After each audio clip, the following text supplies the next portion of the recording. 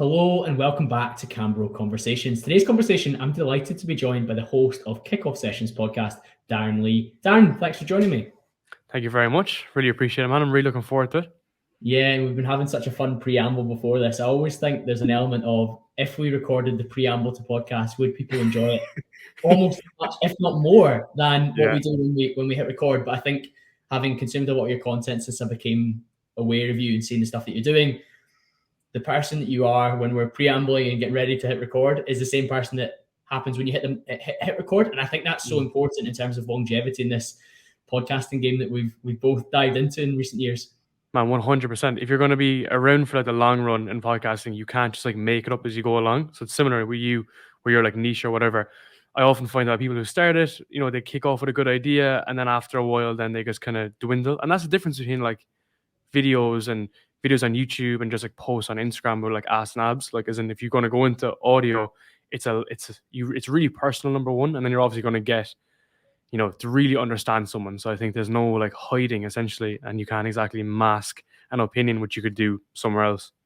That hiding place is a key thing. And again, we'll lift the curtain on what we do behind the scenes for podcasting. But when it comes to like finding guests, sometimes you have to be really particular about, yes, they might have a massive Instagram following and they seem knowledgeable in one particular topic, but can they speak to it for 45 minutes, an hour? Can they hold it together? Or is the polished veneer that we see on socials or TikTok with these short, like really hard-hitting short clips, is that something that can be carried over into an hour-long conversation that stands under scrutiny and can deliver value to the conversation, but also the audience that listen to it?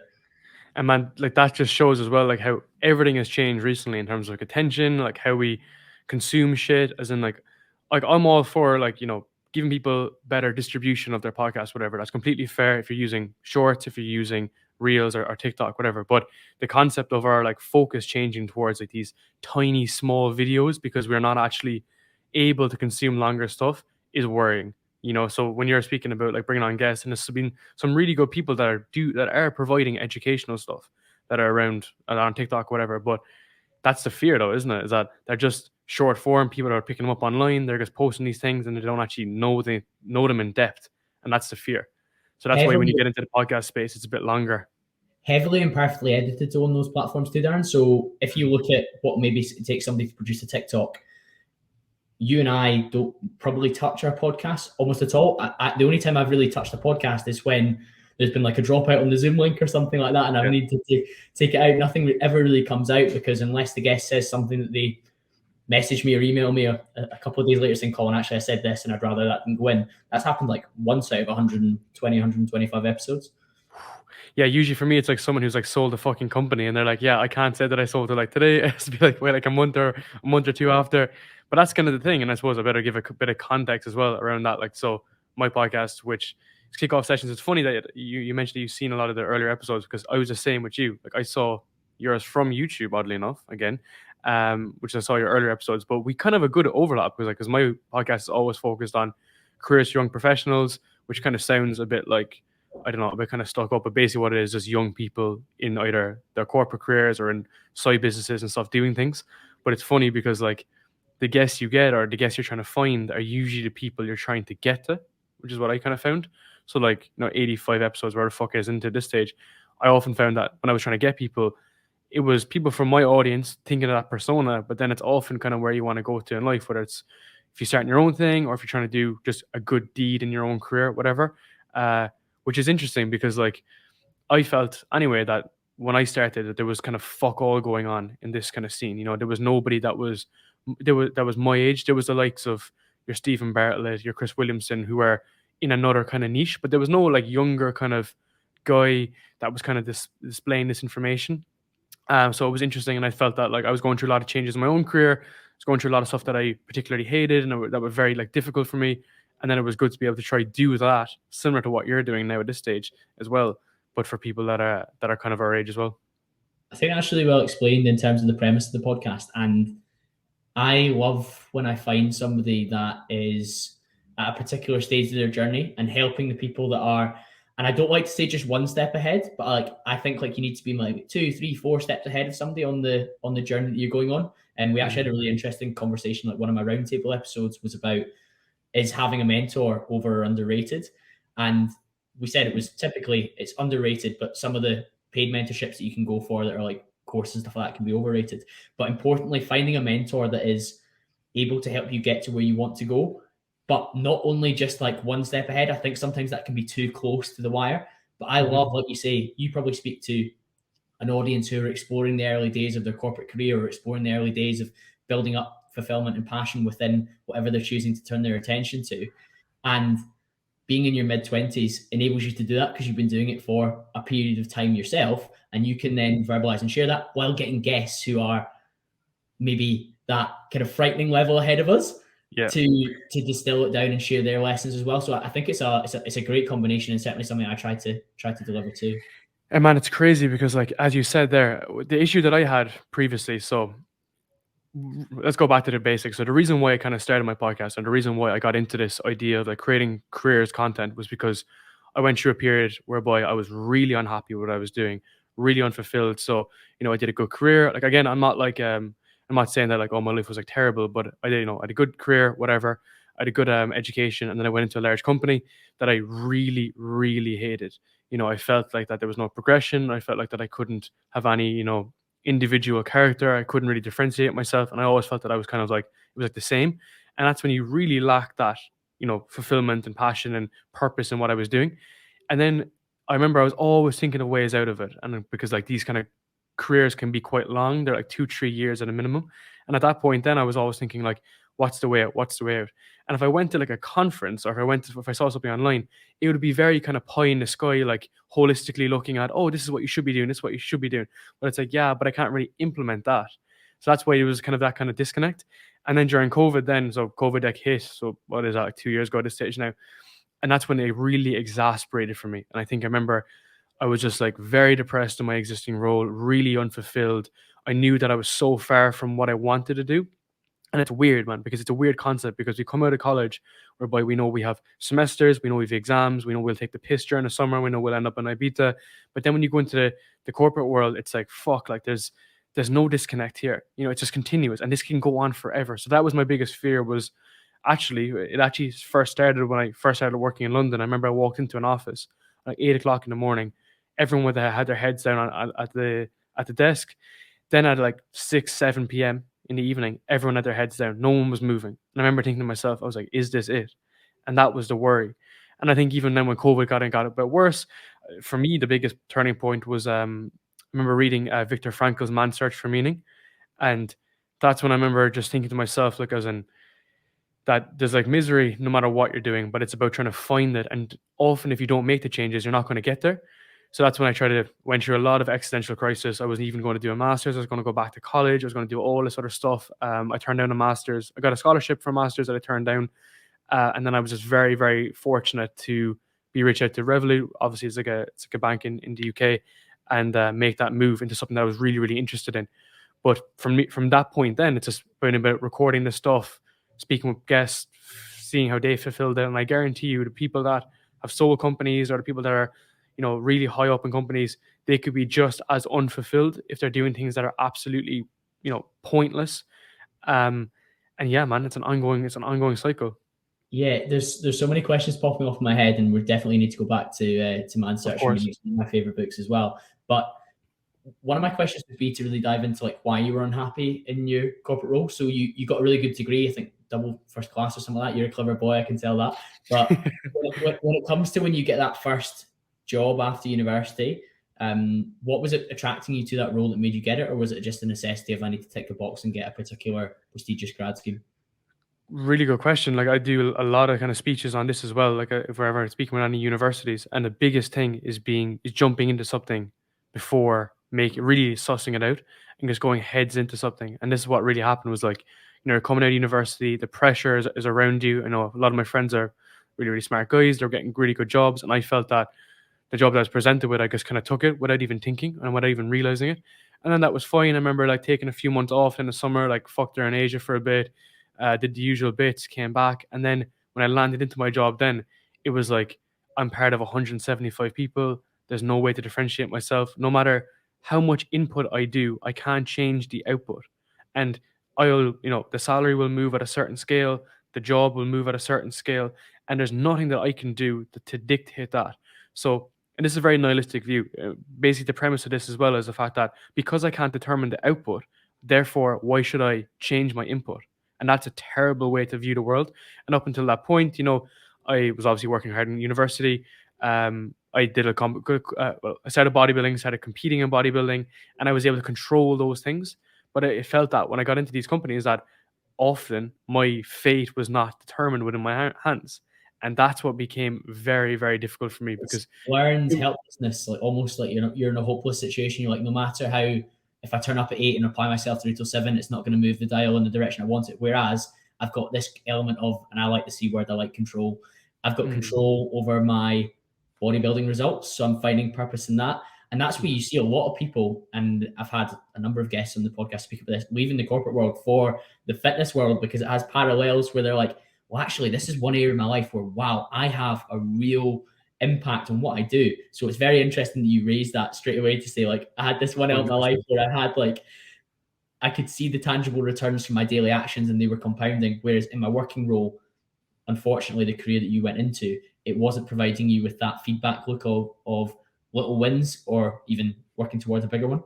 Exactly, man. And again, like at the end of the day, it was still a good job, good pay. There's nothing wrong with that. It's just the fact that if you want to go really kind of fast, and I would be just like generally want to achieve things, if you're being blocked at an upper ceiling, it's very difficult. So this is what I kind of always advise for people is that you need to like take some time to figure out what you're good at, really what you're good at, because like we know what we think we're good at, but then we may not be actually that interested in it.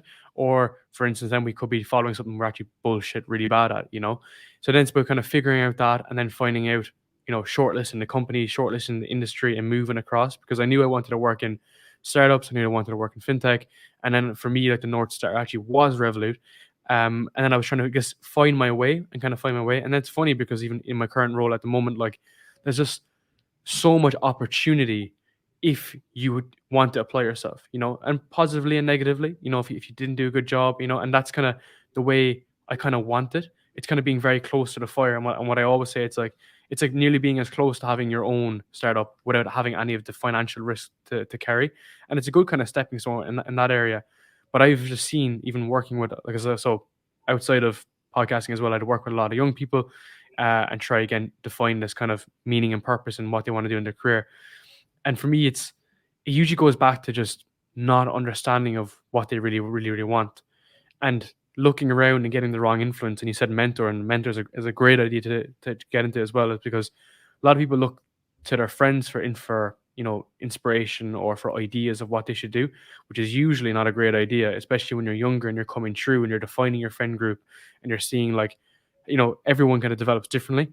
But then you need to kind of find that selection of mentors that you want to bounce ideas off. I think that was good for me as well, and why podcasting is really good, because you ended up just getting really close to these people and they're telling you, you should do this, you should do that. And then, the kind of Naval approach is you take in as much information as possible, and then you get rid of 99% of it and you pick out the ones that you need to go and make the decision. But I found, especially for me, that it was very difficult to be able to understand what I wanted to do. And then what's even worse than that is not being experienced enough to change, because like you're in sales is something that I really actually was really interested in, but I knew I wasn't able to just jump across and do it. Same with what I'm doing now is all product focused and all building software focused. I wasn't necessarily actually experienced at it, so I couldn't just go and do it. And that's a tough position to be in. And that's why often as you get a little bit older, I just turned 26 recently, it's been a lot easier for me to say, I like this, I don't like this. I can say F you to this idea. I can say, let's jump on this idea. And yeah, just kind of follow those pursuits. But man, like in that year of 22 to 25, like it's all just up in the fucking air.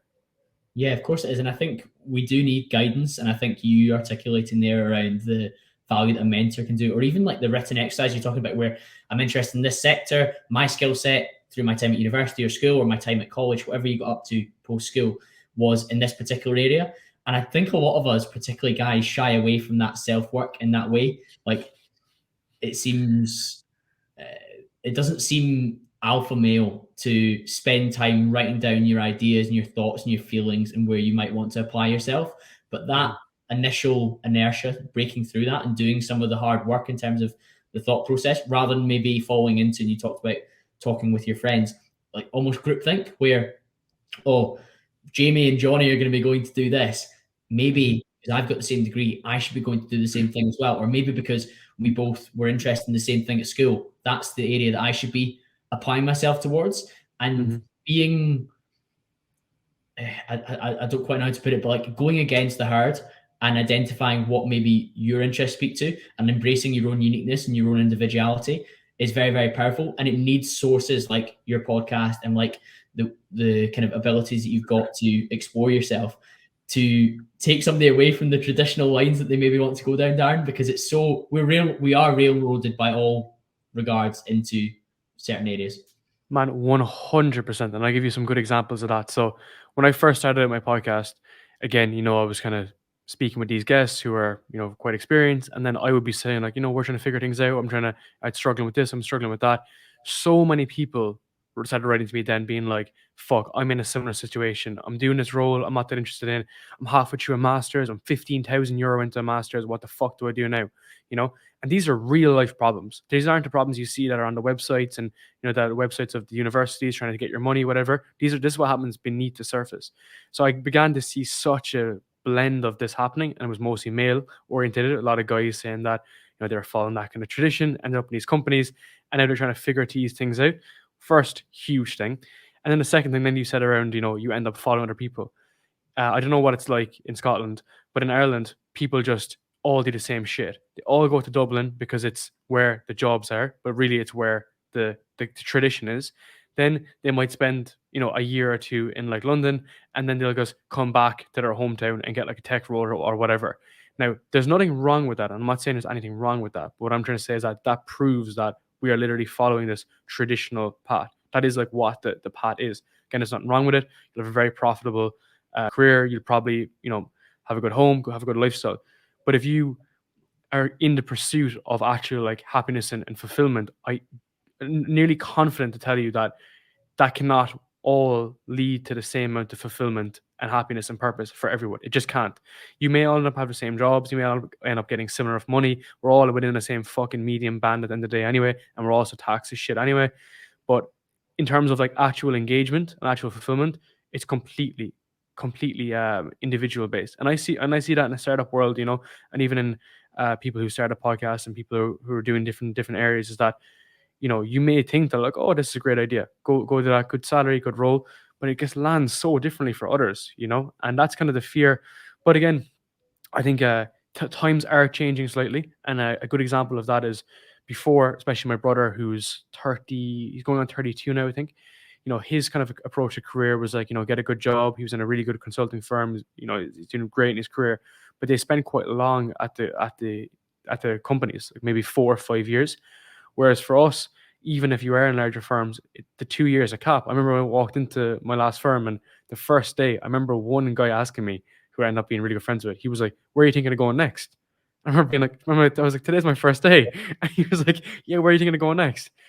So the dialogue is changing, and companies don't give a fuck about you spending 5 years at a company anymore. They're happy to see you be at a company for a year or maybe like a year and a half, and then get up and go. Like who the fuck cares in the day, Yeah, I think when you see somebody with a really checkered CV and it's not moves that are up their way or like into different industries, then sometimes people do ask questions. But like you say, if you're moving from firm to firm, the roles, the job titles are improving, or you're taking on more responsibility, or you're growing, then I think that's a really positive thing to do. Or you have an explanation for what happened, and you're like, well, actually, I was in this particular role, and if you can verbalize it to an interviewer or whoever you're speaking to, you can illustrate that, well, I wasn't happy filling that, but I managed to move into this sector and I did that. And one of the most interesting reasons that I was so keen for us to have a conversation, Darren, was that the traditional story is that you maybe weren't enjoying that career post university and you decided to go all in on like a side hustle or all in on being an entrepreneur, but you still moved within the corporate world. Why do you think that was? And why do you think there's still maybe promise that people don't necessarily have to always go and work for themselves? It's a great point. I think for me, I just have always loved software. So like my background was in like information systems. I'm working in a tech company in a startup. I love the idea of building products. And traditionally, like, if you're going to go off and build your own startup, it's very expensive. It's very costly. You either bootstrap it and you eat beans and rice for 5 years, or you raise money and you become a slave to a VC for 5 or 10 years. So for me, it was always the fact that I could get in somewhere and try learn as much as possible and ultimately maybe go do this myself, which I'd love to do. But I think that was why I wanted to get into where I'm at the moment. But why I want to kind of stay there at the moment is because obviously it's nearly as profitable, or if not more. Like usually for a lot of kind of early founders, like they're getting rinsed. They're usually either making no money or they're getting a small salary. Whereas you could pretty much, depending on the company and the industry, learn as much within a role for a while up until a certain point, and then potentially go and make those decisions yourself. So it's not based on necessity. You're basically doing it out of voluntary. So you're making a more of a proactive approach to it. And it's been nice because I wanted to kind of stay within that. And again, I love the company that I'm with, and it's really like interesting because it's a very interesting space. Now, again, that's not to say that I wouldn't like to do something myself, because on the side, I've still, have my podcast, have a small consulting firm, do a lot of mentoring, and that for me is that creative freedom. That's the no kind of rules game. You can just kind of get up and kind of do whatever you want. If I want to bring on more clients, I can kind of push a little bit harder on it. And then ultimately, if you do want to go and convert that fully, you can pretty much put the foot down and say you can do some basic economics from it. Then just saying that at 2 clients I'm making X. If I did 4 clients and I applied 50 hours a week, I could be making this, and that's when it becomes a bit more viable.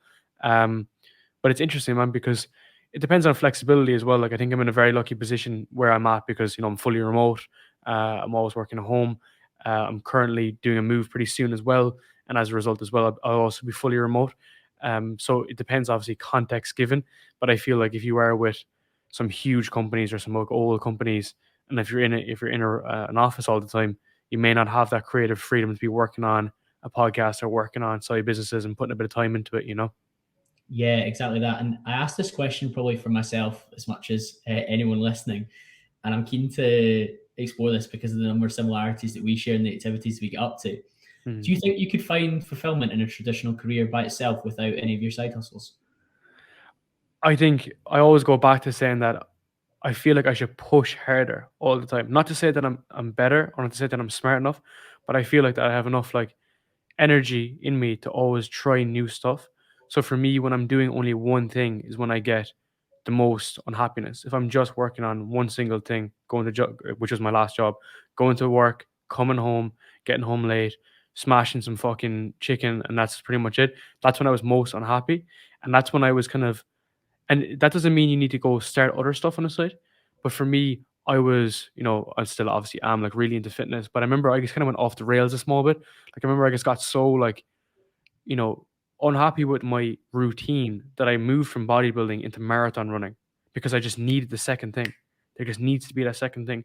So I think to answer your question, you could do your traditional career, work up, get senior manager, get director, and have other things that are, it could be fitness related, it could be cycling, could be your kid. Trust me, when you get to the mid-30s, that could be your side hustle is taking care of a fucking baby. But for me, while I have the opportunity to push you a little bit harder, I kind of like that element of it. And it's cool because like I think the worst thing I always say is that I'd hate to look back on something and say I wish I did it. And fitness is a perfect example. I remember going through college and I remember I was so interested in like every macro, every calorie. I love counting it. I love going through everything. I love training. I remember saying to myself, I would hate to look back on my 20s and say I didn't try compete. And I went to do it and it wasn't for me and moved on afterwards. Happy days. But it's taking that example and then using it in other aspects of life. For example, as a podcast. Recently, I've been looking at an e-commerce store actually with my girlfriend. She's very creative as well, so we're looking at things like this. And I was like, oh, like I prefer to do it and then just go really go tits up and we just go back to base camp and try something new versus sitting on the sidelines and just being a entrepreneur. That's a very, very good mindset. And I really resonate with what you're saying about energy. And I would maybe use the term bandwidth. So you have an amount of bandwidth that's available to apply to different areas. And if it was all in on that job in London where you're in the office for 11, 12 hours a day, there's no quality of life alongside that. So the ability to feel purpose, even if certain things within that working career were going really well, is probably limited because it's just in one area of stimuli. Yeah. Whereas you seem to respond well to having different challenges and different inputs. And I think most people do. Like you say, maybe it could be your career and then your side thing could be family, it could be fitness, it could be whatever else. It doesn't necessarily need to be a monetized side passion either. It just needs to be an area of focus that you apply yourself in that gives you like a level of positive feedback in the back of your head, which is ultimately what we're all chasing, is that we all just want to some level of happiness and purpose and something to work towards. And you get that when you're working towards something. You don't get that when you're just laying idle and coming, getting up and just getting on a train and coming back afterwards. And I think what you're referencing really well to is that element of order and chaos. So like when you're starting something new and, when you move role or particular, like it's chaotic as fuck. And that's what life is. It's what entrepreneurship is. It's what startups are. It's very chaotic. And then as you get better, you find the order in it and you're able to find that alignment. And for me, like that's just everything. And even I'll give you even like a basic example. Starting like an Ibiza Cup pretty soon. Fat as fuck at the moment. I'm gonna get dial in coming next week, and I was kind of getting even a little bit stressed, being like, oh, I need to sit there now, work out a meal plan. I need to work out like a training plan. I need to plan out the weeks. I have like 10 weeks roughly, and I was like, okay. And it's very like it's very like chaotic in my brain right now, and I'm kind of putting a bit of a stress onto it. But I know when I get into the groove, I'm gonna fucking love it. And it goes the same every year. It's been the same for the last like 5 years, same process over and over again. And then even like my girlfriend was like, but why do you actually do it though? Why don't you just like stay at like a decent level all year? And then I was like, because I did that last year. I just stayed at like a happy medium level all year. And I got so bored doing it. I remember I used to get down pretty lean, and then I used to get a bit bored and just eat a couple of cinnamon rolls, and then I'd do the process again, and it was just shit. Whereas this year, did 16 weeks of a heavy ass bulk, and I'm going to do about 10 weeks of a fucking tough cut for the sake of it, just because I like kind of the pursuit of doing something. And ultimately, it's obviously better for your physique as well as other aspects of that. But yeah, it's finding that order and chaos, and no matter what you're doing, to be honest. That's really interesting. And obviously, the order and chaos is ideas drawn from Jordan Peterson, who's had a heavy influence in a positive way on me as well. But it's interesting the way that you have done that self work within your head to identify that I respond better to pushing myself with this particular element of my lifestyle. So I'm going to do this focus bulk, whereas just coasting along at maintenance didn't set off the things inside your head that made you feel good. When did you start to realize that? Have you always known that, or how have you managed to come to those conclusions? I think it was kind of when I was making my transition even into podcasting, because it's like, you're adding something new into your life. Can you handle it? And actually, I recorded a really good podcast with a guy called Nick Harlambus, came out yesterday. You'd actually really like him. Super interesting guy. And he was saying, you kind of do like a time audit to see, can you do something extra? Because often we'll find that we can do a lot more if we were to push ourselves, especially under stressful scenarios. If we had to do something that's very intense, we do have more time available. And this isn't like, okay, we all have 24 hours in the same day, but it's to say that like, careful, you'll upset somebody. you can pretty much retrospectively go back and say, can you push it a little bit harder? Can you do a bit more? So then when I started like adding in a bit more stuff, I was like, oh, okay, this is feasible. I can work 9 to 6 or 9 to 7 or 8 to 6 or whatever, take a time off, go to the gym, come back, record an hour, but do a bit of editing, get the pillars in place, then so maybe I can outsource stuff. And I do a lot of outsourcing now at the moment as well. And that was fun. You know what I mean? That was like a difficult thing. And I was trying to just that kind of element to it. And I think ultimately that's what actually lets me being happier, because I'll give you a good example. So last year I only took like a week off work or so, 1 weeks off. I remember by the Thursday I was bored.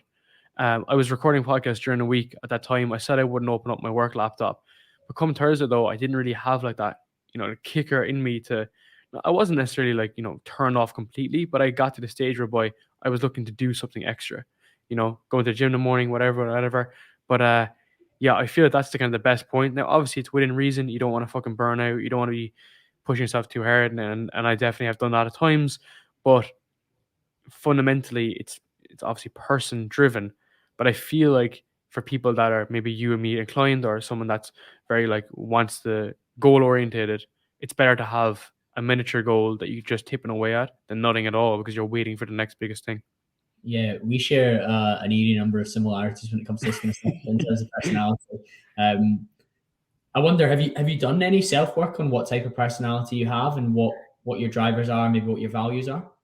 I haven't, but I know for a fact that it's like type A, just a highly strong, and that's why it's probably not even great to hear. But it's like, and it's not necessarily competitive, and that's what I always like to say is that I'm not necessarily competitive with like someone else, or let's say your podcast and saying, oh fuck it, like why isn't my podcast as big as yours? It's never like someone else driven. It's mainly myself, and I always feel as well that like I would not like to be in a scenario whereby I'm not doing the best that I possibly can, and that's not to say that it's even great, because like my best could be a 2 out of 10, but at least like if you're putting that emphasis into it, um, which is the issue. I think that's why sometimes you could lead to end up being a little bit kind of out of place because maybe you weren't putting the best foot forward. But I'd like to do one of those tests though, especially I saw Jordan Peterson as one of those as well. But I never really get around to those things though, man. I don't know about you, but if I Yeah. was looking at things to do in my day, like I'd be like, I don't fucking know. Should I really go and do this? The only time I've really dived into those is when work have paid for different ones. So there's one called Insights, and they're a global company. They're based in Scotland, but they do stuff across the world. And it was really interesting to see what kind of personality types I was. But it was very much like different quadrants, understanding like how I work with me, and it was very useful for me as a business development professional when I look to try and identify what somebody else's drivers are. So you and Yeah. I are both quite, in that sense, we feel like quite blue and red. We quite like data, but we like getting things done and like pushing forward. Whereas you might deal with somebody who in that quadrant would be yellow green, which is more like soft and emotion and connection. And while we're both probably capable of that, unless we're going to diagnose ourselves as sociopaths, it's very important to appreciate how some people are driven more by, because we all have elements that come together, but there's more dominant character traits within that. And Yeah. one of the big dangers for people like you and I who are asking people and ourselves to stretch our mental bandwidth is a term you used earlier, which is burnout. What have you learned from getting close to that before, or have you experienced it? Oh, it's such a great question. I honestly think, even in the line of like the kind of startups that I'm in, is that sometimes you don't even realize it's happening. Sometimes you can get so like exhausted that you almost push through and you just become numb to stuff. Not to say that like, oh, you can still get on your laptop and do great work. You actually can't. But I've often found that if I was to work, insane amount of time, sometimes I could be on my laptop in calls, completely switched off my brain, but I'm still like working. I'm still responding to messages. Um, but for me, the biggest thing is like it's oblivious. You could be completely oblivious, but the creative side of it, the things that you don't necessarily that are not obvious to you, they just completely go blank. So that's why sometimes when I have like time off, or if I'm like even in the gym or going for a walk, if I'm driving or whatever, I think of a lot better things. I'm like, oh, I should message that guy. I'll be as a guest. I should fix this problem that I have at work or whatever. But it's usually if I'm constantly on, it's very difficult to switch off. And the biggest thing for me, man, was sleep. I don't know if you ever kind of have much people on your podcast around it. It's funny because when I was younger, that's when you're kind of out more. Definitely like in college years would have been out a lot. Sleep would have been really poor. I got into maybe a habit of poor sleep. This fell into my kind of career, and then I was getting to the stage where by working so much, really, really exhausted, burning the candle on both ends. You're gonna get to the stage where you're waking up on your laptop, and then you're going to bed on your laptop, and then what's happening there as well in the interim is like you're getting really, really bad poor quality sleep. It could be like even nightmares. It could be fucking anything. And you're waking up and it's slowly eroding. I think that's the effect. And a lot of people don't necessarily like allude to it, and it's very difficult as well because what I often wish I advise people is that like if you were to say to someone at work like, oh, you're gonna take a step out because you're exhausted, people will be like, what the fuck is up with this guy? So you need to be able to kind of manage that yourself and find different ways to do it. And for me at the beginning, especially when I started building out a podcast and started doing additional stuff, you're really not necessarily on it all the time, but you're definitely thinking about it all the time, even if it's on a Saturday or on a Sunday. So I've tried to implement some sort of hard stops in the morning, have breakfast with my girlfriend, take things chill, try not to talk about what I'm working on at the moment. Then on a Saturday, try to take some time off the day, unless I need to send stuff to like designers and whatnot. And then on Sunday, then I'll start tapering back up work Sunday evening and getting a bit more detail into it. But even that rigidity, that flexibility to know that okay, I'm going to be off for a certain amount of time has helped me tremendously. Yeah. Because I think honestly, the fact that as I mentioned before, the fact that you don't actually have time off your career, you don't necessarily take 3 months off like you do in university. As I like to say as an analogy, like when you're younger and you're working really hard on if you're in a team and you're working really hard on a championship, when you get to the end, you get to the final, it's over till next season. You have closure, Whereas and you have closure, and then a break, exactly, and then you go again.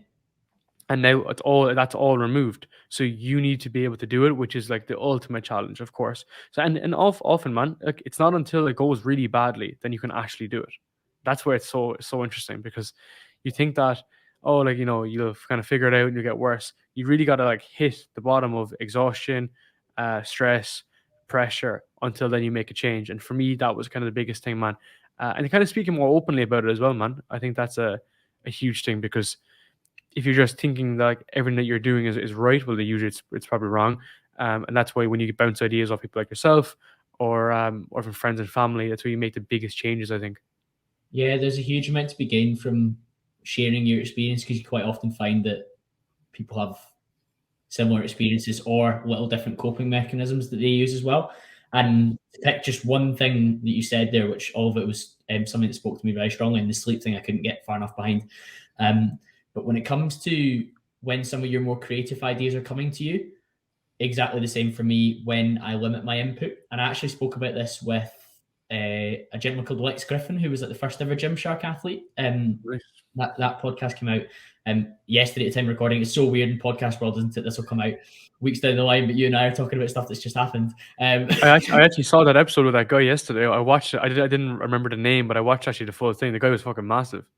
Yeah, he's a cool guy. Him and I met at a shoot for Slater Menswear about men's mental health, and so we'd had some really in-depth conversations before it. So when the time came to record, it was wide open. You could say whatever you wanted to each other, which is very important in this space, isn't it? But I was sharing with Lex that some of my ideas come when I stop trying to be so focused on self-development, because I'm constantly consuming, whether it's content for my own benefit or content for the benefit of creating good shows or benefit of teaching colleagues within work, whatever it is I'm up to. When I turn off on the drive home from the gym, or if I go out on a walk and don't have a podcast on, having no input is often when the ideas start to come to the surface, probably from stuff you've consumed previously, but your brain's just getting the chance to actually deal with it, rather than just constantly pouring more and more into the top of the funnel in terms of, yep, here's another Modern Wisdom podcast, here's another Diary of a CEO podcast, here's another Joe Rogan, here's another Jordan Peterson lecture, here's another CamBro conversation or another kickoff session. That's great, and I would encourage people to swap out some of the junk that they consume for self-development content. But sometimes just being off in the drive home from the gym or on a walk, it's when I'm like, holy shit, like I'm having some great ideas here. I'm feeling really creative. Whereas sometimes you go days or weeks where nothing fresh is coming to you, or you're operating at a lower frequency than you know you're capable of. 100%, man. And like the biggest thing with that is, often when you're so into detail, you're in the trenches, like you're working in the business, not on the business. And to work on the business, you need to zoom the fuck out and go really far out. Take that break, really get away, try something different. And that's when you're going to get your ideas. That's why I don't have 3G on my phone. I haven't had 3G on my phone for years. Whenever I'm going out, I'll never ever have anything. If I get to the gym, it's going to be off. I'm not going to have my phone on. I'll have all my tunes that are downloaded from YouTube Premium. So I never need it. Then if I go into a restaurant, I'll have Wi-Fi. Happy days. From my home, I'll have Wi-Fi. I'm not going to have it. Same when I'm going for a walk or whatever. Small things like this make such a big difference, because even with me, when I'm, you get very set in your ways, and this is where it's like very dangerous, especially when things aren't going your way. So like, as I was starting my podcast, obviously it's not optimal from fucking day one, especially when you're doing it all yourself. And you get very set in your own patterns and rhythms, and that's when you're working just in the business. You're so used to doing the same shit. It's like your day job, man. If you go in every day, and if you look at the same spreadsheet, you're not going to see that spreadsheet differently unless you zoom out, understand what the purpose of it is, you're doing it. That's when I started taking a step back. I'd allocate time in the week to, watch guys or check out guys. And a good person I'd look at would be like Lex Friedman. I'd check out a lot of his work. I'd study his work. I'd look at it very closely. And then I'd often just go away and like think about it. And I might go to the gym then, whatever, and I might just kind of think about it, being like, why is it that's working? Why is it this that's working? And kind of getting that kind of perspective. But unless you're able to really, really zoom back, and that goes back to your career as well. Like with a lot of people that are, going day to day, they're in the same career. They do enjoy it to a degree, but that's how you end up 4 or 5 years in a place, because you don't necessarily see, not necessarily the options, because the options are there. We all know the options are there, but you haven't given the time to figure out what it is you want to do for you to be able to avail of these options. And that's a big thing that I'd nearly encourage in that time audit you're trying to do, break up some time during the week, is understand where does this pan out, and starting with the end in mind is the best way to do anything. look at your career, look at your podcast. If you can work backwards, like look backward to what's optimal. I would say in a podcasting sense, optimal is you record and that's it. You record and then everything else is taken care of. Uploads taken care of. The distribution is taken care of. You can record more and then hopefully you're making sufficient money from it. I would say that's optimal, roughly. Then from a career sense as well, if you're going to get into a startup space or whatever, you need to kind of work backwards, because otherwise like you're playing kind of someone else's game and then you're also not getting the most out of it, is what I think. Yeah, I can understand that. And starting with the end in mind is something that's become a little bit less popular in recent years, because I've been heavily influenced by Atomic Habits, James Clear, and focusing on the small actions that we do day to day. But the small actions that we do day to day still do need to aim towards some North Star. So you were talking about working at Revolut being a North Star. That working back from there, maybe, yes, there were certain steps you need to take, such as like building your CV to a certain level, or speaking to particular managers, or learning what particular roles were within that company that you could apply your relevant skill set to, or what areas of your skill set you need to work towards to be relevant for the role that you would most like to enjoy. But there was a lot of work there before you started doing the little things that you need to do each day to build towards it. And I can definitely get lost in the minutia of ticking the boxes day to day, which is a positive, largely process-based goals versus outcome-based. But yeah, it's funny you said that some people wake up after 5 years in the same job, not fulfilled, not happy, because they have just continued ticking boxes, but they've maybe been boxes that they didn't even want to tick in the first place. It could be someone else's fucking boxes as well, man. You got to think about that as well, like fulfilling someone else's dream, because like it depends what your goal is, of course. Like, but you know, you could follow that path where you're ticking the boxes of someone else, or you're just doing the basic stuff, and it's not necessarily progressing you at the rate. That's why a mentor is important. Zooming out is important because you get that perspective. But when you were referencing as well, like the day to day, that's why it's very important to have the mission and the vision. So, you know, your vision, or sorry, your mission is your North Star, like where you want to get to. But then you need to have the small steps to actually get there. And that's why you have the short and long-term goals. That's what I always recommend to people. And no matter whoever I'm working with, doesn't matter what the industry is, because I work actually with a couple people from sales, do a lot of mentoring in sales, because sales is very data-driven, it's very KPI-driven, it's very clear. Always have the same thing in mind. Always start with a North Star. What is the next biggest thing? You know, it could be promotion, it could be account executive. I'm going to use one example. And then to get there, what do we need to do? We have 4 quarters. What do we have in 4 quarters? We have 3 checkpoints in each quarter. So therefore we have 12 months. And what do we need to do? And it's very numerical based. And that's where you go into inputs, get down into the basic stuff, and you have to go down, down, and down. And then what I often like to say as well is, if you're doing that correctly, which most people probably won't, you might do 70 to 80%, which is still fine. As time goes on, the goal will start getting rolled up. So your monthly goal will become your quarterly goal. You'll see it. It's binary. Did you get it or did you not get it? And then it's going to come around to your yearly objective, which is trying to get that North Star. And if it is a promotion, for example, at that point, then you can look back on what you've done and say, okay, you know, I deserve it, or I don't necessarily deserve it right now, or I could have worked a bit better. But that's black or white, and that's pretty definitive. And that's a great way to be. It's a great way to be able to have that clarity, because the opposite, and what a lot of big companies often do, is they leave you in gray. They leave you in a very gray area. They come up with some like random metrics. But if you are not staying accountable along the time and making sure you're on path, and I always say this with people as well, people that like my managers I'd always push them very hard and say that, like, okay, so, you know, this is the quarterly goal, this is the yearly goal, you know, am I in line to get promoted from here? And it's a very difficult conversation, but if you keep doing it, then you'll get used to doing it. It's not difficult anymore. And then they'll say yes or no. And then you say, okay, if it's not right now, what is it I need to do for quarter 3, quarter 4 to get there on Q1 next year? So you do this, do that. I'm like, okay, sweet. You know, we reevaluate 3 months later. You'll see pretty quickly, did you do it or not? And then you say that accountability. So that's probably the small details that factor into the bigger picture, you know. And then I suppose you can extrapolate a bit more. But as you extend the time horizon, it gets a bit more difficult to have any sort of detail, I suppose. I think that was a very useful example, because it's an area that we probably all don't do very well. Yes, we sometimes have monthly one-to-ones or quarterly reviews with our managers, but some of the things within that process where we actually understand what are the boxes we need to tick along the way. And one of my favorite things that you said there, Darren, is the fact that you have the difficult conversation with your manager to say, if I do X, Y, and Z within this time frame, what does that mean for me? Does it mean promotion? Does it mean a salary increase? Does it mean a bonus? Whatever that is. And I actually had a bit of a funny conversation the other evening about like pay differentials within the same roles, because there's always a bracket within a role. Let's say, for example, it's 30k to 35k, and almost always, to get to the top of that bracket, you need to be a little bit disagreeable or a little bit confrontational and have some, you could say, balls, and ask the hard question. That's interesting. You say that the bracket is between 30 to 35. What do I need to do to be at the 35 end of that? Or I would expect to be at the 35 end of that because X, Y, and Z, and present your case.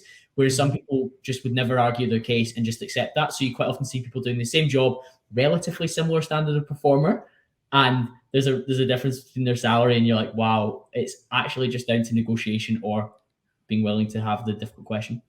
100%, man, absolutely. And the reason why I was laughing at that as well is because those bands are bollocks in the day, right? So they're all just like artificial bands, right? How this is defined and how you get in all conversations, and this is why I love the concept of sales. I love negotiations. I love difficult conversations, right? The reason why is because simple thing you can do here, and probably the best advice I could probably ever give someone is, if you're going into these conversations, you always ask 2 questions. What's the benchmark in the company? So what is the benchmark? They'll either say, no, we can't give you a benchmark because it's private, or they'll give you a range.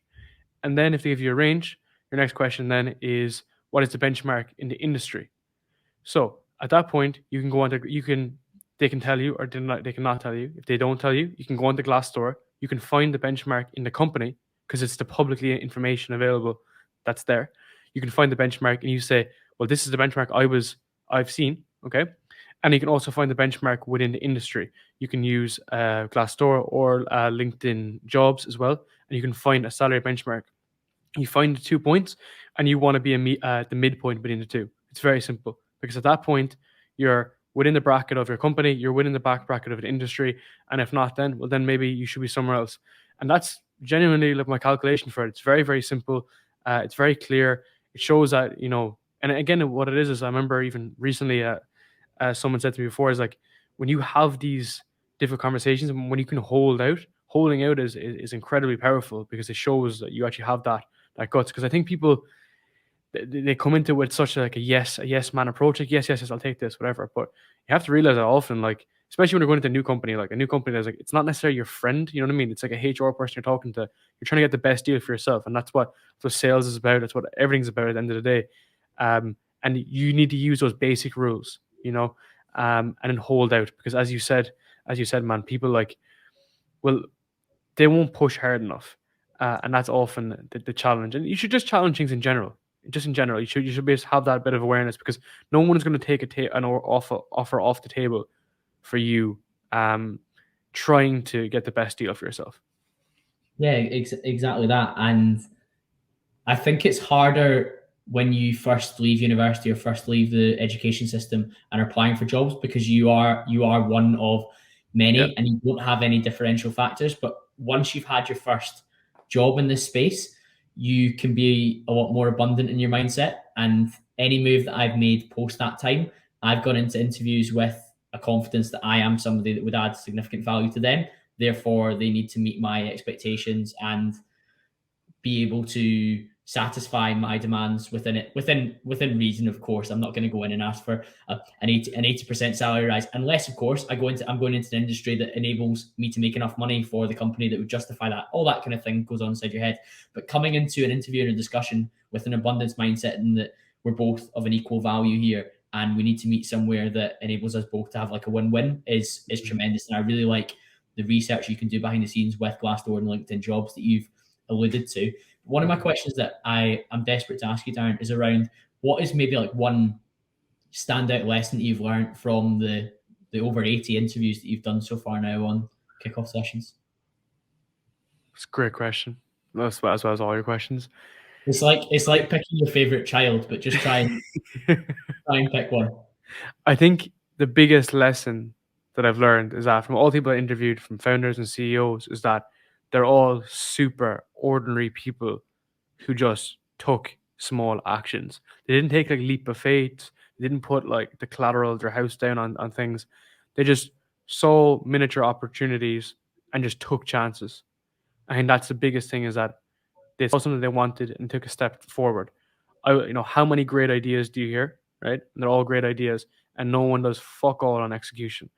what I found with everybody is no matter if it's a ultra marathon runner, one of the guys Shane Finn that ran across the United States, or guys that have sold 3 or 4 companies, or guys that are raising 500 million in capital, is that often they just took the first step, created a slide deck, created a pitch, started to learn a bit of code, started to put together an e-commerce store, and follow down that, which was crazy.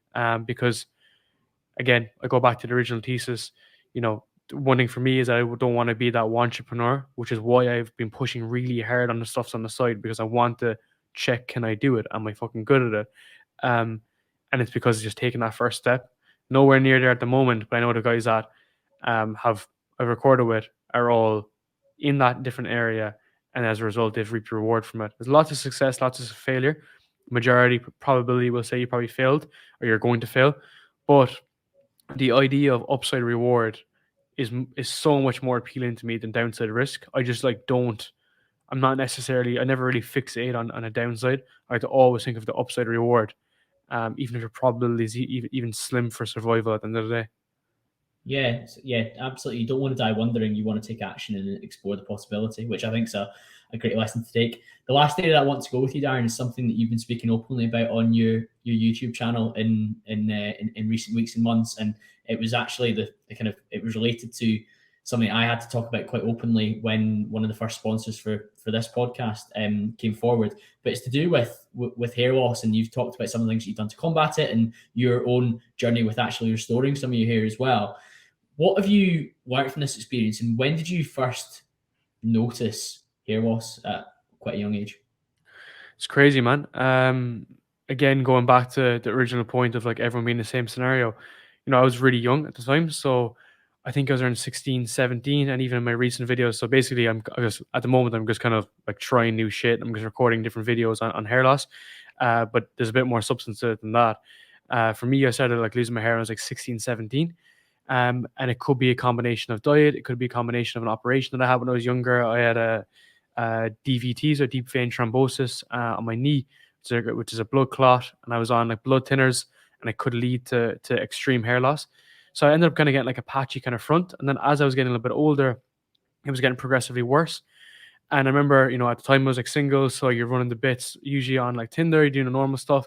I remember just like it was getting more and more self-conscious. So even from like 20, 21, 22. And I remember just like always noticing it, like whether it was like, fucking in the elevator, in work, the more work I was doing on it then, and it was getting kind of progressively worse, which was obviously not like a good thing to come into. But when it got really bad then was the fact that I think I was under awareness that I was going to get a hair transplant, and I really wanted to do it. And then I was like, okay, this is what I'm going to do, like 23 roughly. But then I kind of heard as well, and I was recommended by some really good clinics. So it's not like I'm making this shit up, but it was like proper clinics were recommending that you wait till the most of the recession happens by the time you're 30, 31, 32. And at that point, I always felt that like, look, what am I meant to do from 22 to 30? Am I meant to just fucking go to Ballville and just live and just be not that, not happy, not confident? So I was trying to find like different ways around it. But I think from the very beginning, it was just kind of about a kind of probably genetic orientated first, and then it was obviously exasperated, taking the piss with like poor diet, out shit products, not well management of it, and it was getting aggressively worse. And it's not a good idea, man. So that's why I changed the approach. So basically, how I kind of came about this is, you might know More Plates More Dates. One of my mates, Tom, great guy, he recommended me the channel like years ago, maybe like 3 years ago. And his hair was fucked. His hair was so bad. It was way different style than my hair. Like if you're listening on audio, like my hair is kind of like curly, similar enough to yours. Actually, calling it similar, like kind of like style. So his was slightly different, but I remember his was so bad that the recovery was crazy. So that was my initial touch point. It wasn't like I like looked at him and just did exactly that, but he was recommending, ketoconazole, which is in Regenipure and Nizoral. So basically, that's a shampoo. And then he was recommending Finasteride, and he was recommending minoxidil, the big three. And I remember like thinking like, okay, there's opportunity. There's definitely something I can do, which is really good, at least because that gave me kind of that hope. Just fucked around with the transplant as well, because like you said, there was this window where you clearly, as like I've got friends that have shaved their heads and they're very comfortable, they're very happy with it. They seem to suit it and it makes them happier. But I experienced recession as well, and I wasn't happy with that. So it's very interesting when you identify that's the case, but then you have this period between when would be the optimal time for me to have a hair transplant to have a very good result, and when would I have to wait all this time in a state with my hair that I wasn't happy with, and my confidence would decrease. It's nice that you've got, like you say, you named the big three there that are sort of the carrots that can maybe keep you going up to a point, or even make you happy enough that you might not even need the hair transplant in the future beyond that as well, which is a very interesting concept. Exactly, man. Exactly. So like when I started off with like the shampoo first is definitely like entry level, and it was great and it was fantastic. Gave me that kind of confidence, improved like texture, small things like this. But to your point about like when you know that like you have options, for me, it was crazy because when I spoke a lot of clinics, could be in Turkey, could be in Ireland, could be in the UK. I looked at the place that Mike Thurston went to as well, and it was like 25K or whatever. They recommend to you to go on finasteride, and they're like nearly, it's in their post fucking operation like treatment. Like they tell you to go on it. So because you have to go on it, then I was like, okay, well, why don't I just go on it now? That was the last point for me before I went on it. It was like, well, if I have to go on it, then why don't I go on it now? And obviously, there's side effects. There's potential side effects. It's not like you get side effects. So Yeah, will we talk a wee bit about finasteride, Darren? Because I've been using it since I was 21 and I'm 29. Holy shit, no way. So yeah, A long time. I identified very early that if I wanted to maintain the hair that I had and improve some of the thickness of what was there, even after some initial recession between like 17 and 21, I needed to take action. But there are some potential significant side effects with finasteride. When you were looking into it, were there any that stood out to you? 100%. And this is something I'm thinking of recording a video on as well. I want to go very deep on it. So just that even at a high level. So obviously finasteride, because it's like fucking with your test levels slightly. Well, it's not necessarily your test levels. It's kind of more your DHT, so that your ability to lose hair. That doesn't come with a crystal clear bullet. Now everything is situational based, but it's usually like between 1% of people might get side effects. So the big one obviously is you could get really bad erectile dysfunction, whereby it could start from like your piss. It could come from anything else, like getting an erection, getting it up, doing anything like that, which is the first thing. Then what else was there? There was like depression as well was a big one that you could potentially get. There was like obviously shrinking of testicles, all things like this.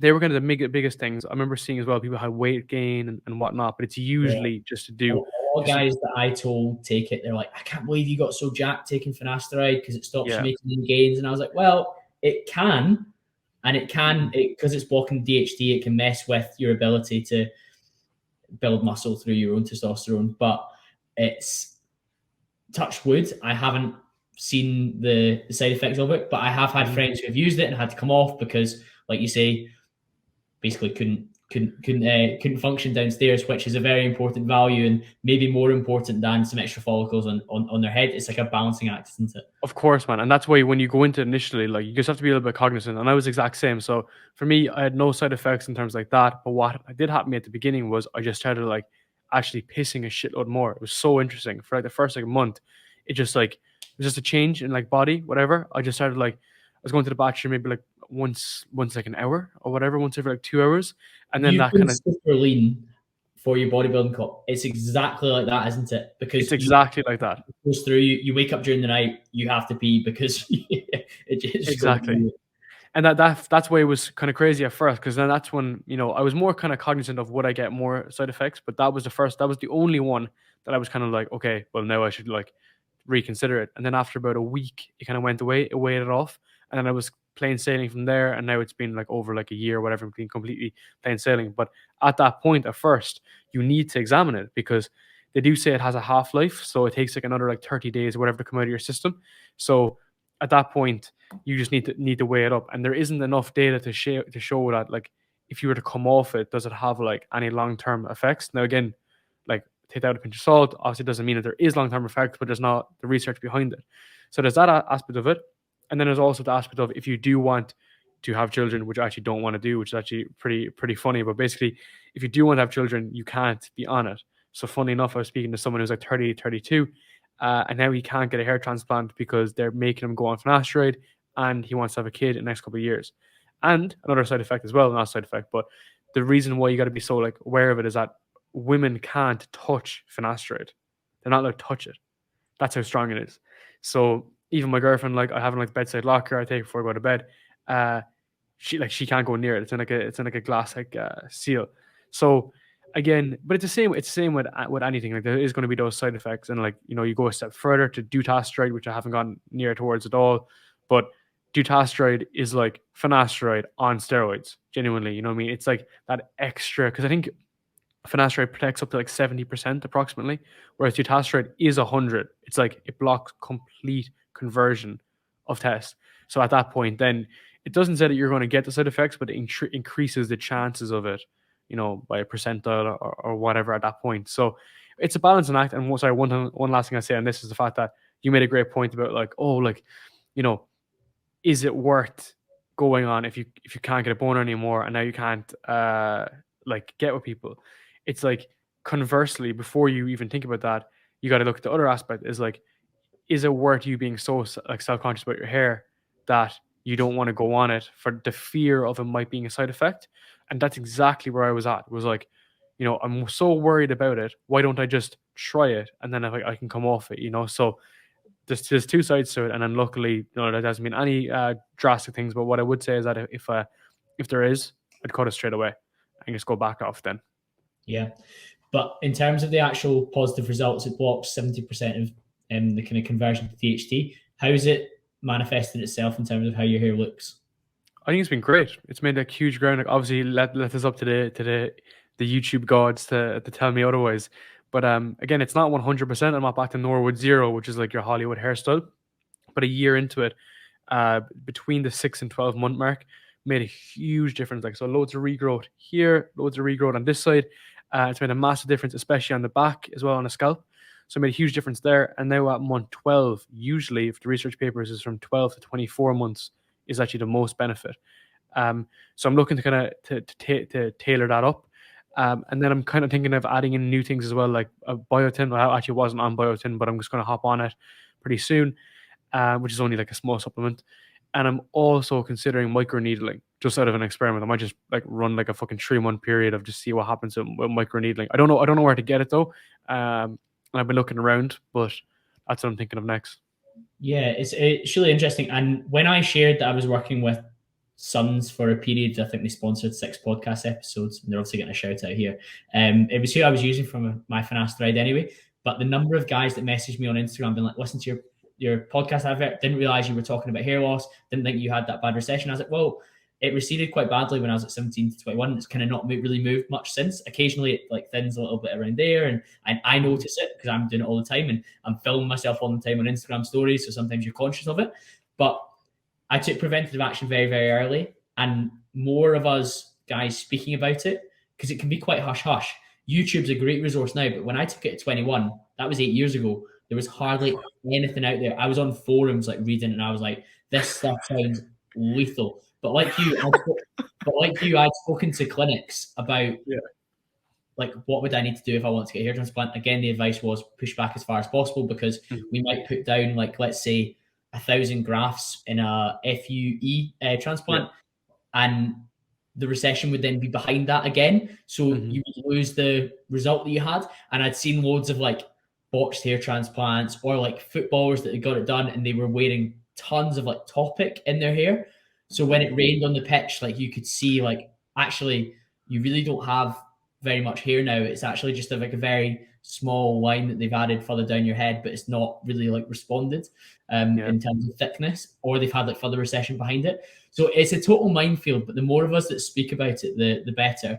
But one of the things that interested me about your videos, and an area that I'd love you to share, is some of the things that you stopped doing rather than the things that you now do. So for example, you've added finasteride, you're considering microneedling, but what did you remove which has helped with your result? Great question. I was looking a lot into this, and even since I recorded the first video, which is done pretty well, I've actually learned that one of them actually didn't actually affect it. So one thing I did at the very beginning was, so the biggest thing, I'm trying to even put in order. So a lot of it was like hot heat exposure. So I used to like use a lot of heat, use a lot of shampoo that are obviously kind of like shit, but using like hot water, which would really degrade it. It usually makes it more brittle. Then the same with drying. I used a lot of hair dryers, which was crazy, because I'd be rushing into work, and then I was using that. It was making it more frail. And then again, was a lot of hairspray. I was just using hairspray at the time because it was just quick and easy. It would last all day. And then I learned that hairspray doesn't directly relate to you just like losing it, but what it does do is that it makes it more brittle and more frail. It makes it more like fragile. And then I was just really, really, really thinning it. And then so I think those are the biggest things just from like a day-to-day perspective. But I do think that when I started competing, my hair got worse because I was in a deficit for so long. My deficit, man, was like down to like 1,800 calories for so long, that I was just lacking all nutrients. I remember going to the doctor, man, and man, the doctor telling me that I was fucked. He was like, "You were literally like 2 weeks away from just like sudden death syndrome." Genuinely, he was like, "That's how low like your body has gotten in terms of vitamins and check my blood levels and stuff like this." So I think that dieting phase, or a series of dieting phases, has affected it, because I think those changes I would make in my body at that stage were much more drastic. You know, I'd go from like 80 kilos to 72 kilos, back to 84 kilos, back to 70 kilos. It was a bit crazy. Your body And doesn't like that, and exactly. it reflects in the health of all your extremities as well, like your hair and your nails. Your nails and everything, man. And I remember I didn't cut my nails for 8 weeks. Funny you mentioned that. And the last thing then I think was just general diet. So like, you know, I was out a lot during university. I was smoking fucking every menthol I could find during university. I think that definitely had an effect. So basic things like this. And then as I got older, just a bit more like better sleep, better diet, less drinking, less exposure to my head. And those are basic things that we could all do, you know. So I think that's the biggest thing that I'm working on at the moment. And I'm going to do more videos as well on, you know, potential common myths, because people go on about hot hair and stuff, which I've learned is actually not actually a thing at all. So I want to get into some of those details, because like even for me, like I'm still learning, and I'm doing this to learn as well as providing it to other people, hopefully. Yeah, and I say this on so many podcasts, but one of the best ways for you and I to learn the lessons that we want to learn is by teaching on to others, distilling down what we've learned and seeing it out into the world, and it helps us to reinforce the lesson. And just quickly on the hat hair thing, I used to believe that so strongly, because when you see the golfers take their hats off at the end of rounds and shake hands, so many of them have gone bald. But there is a massive link between that, of course, but also the high stress that they face. And DHT and stress have some really like close correlation in terms of production. And I've noticed during periods of high stress, that's when I've maybe seen hair come out in the shower, versus when I'm a bit more level. It's less likely to happen. So that I'd love to see some of your videos cover things like stress and its relation to hair I loss. actually have it in the last video as well around stress. Basically like the effect of it. So it's just super briefly, like, so usually the effect of stress is it's telogen effluvium is the effect of it, and basically that's your ability to lose hair, but that hair could potentially grow back. That's kind of like generally the concept around stress. But the more intense the level of stress, let's say like God forbid, like someone's like partner died or whatever, going through extreme levels of stress will have a prolonged effect. So it's not until like 3 months later you'd have an extreme shedding phase, because that element of stress and the hair loss is not actually being accounted for in the short term. Okay. So that's extreme levels. But what I would say is that we are at a moderate level that's consistent. So as a result, like you saying, going into the shower, you having a stressful job will just slowly chip away at your hair, ongoing, unless you can actively add in other ingredients. And that isn't the same, it doesn't equate, but it's like a longer term effect. And again, obviously, the person with extreme stress and going through a traumatizing event, they'll obviously have a knock-on effect that's longer. But yeah, that's some of the basic information that I'm kind of pulling out at the moment, which is pretty extreme as it is. Yeah, I'm loving it, Darren. I'm looking forward to seeing more and more of it. So let's wrap this one up. We've covered so much, and it's been an absolute pleasure. But if people want to continue the conversation with you, where should they head towards? Absolutely. So check me out on YouTube or Spotify, Apple. So kickoff sessions on Apple and Spotify. YouTube is Darren Lee, mainly on LinkedIn. So I post every day on LinkedIn for over a year. Just do all career stuff, all entrepreneurship stuff there. And yeah, that's pretty much it, man. Yeah, superb. Those will be linked in the show notes below, and I'm sure the guys that wherever they're listening to this, they can pop across and check out kickoff sessions. It's become strongly recommended from me. Thanks very much for listening, guys, and I'll be back to speak to you all again very, very soon. Legend, man.